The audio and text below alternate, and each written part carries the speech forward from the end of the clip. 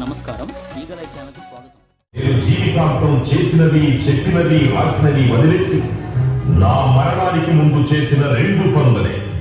రాజ్యాంగం రాశాడు, రిజర్వేషన్లు తెచ్చాడు అని ఈ 2 ఇన్నాళ్లు చెప్పారు. ఇంకా ఎన్నేళ్లు చెప్తారు?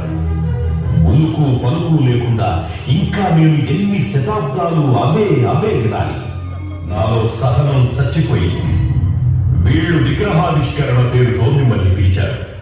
ఇక్కడ జరగాల్సింది విగ్రహావిష్కరణ కాదు, నన్ను నేనే ఆవిష్కరించుకోవాలి.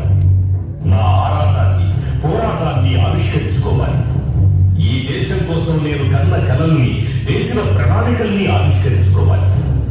మరోసారి ఈ దేశానికి అంబేద్కర్ అంటే ఎవరో, ఏం చేశాడో ఆవిష్కరించుకోవాలి. నన్ను నేనే ఆవిష్కరించుకోవాలి.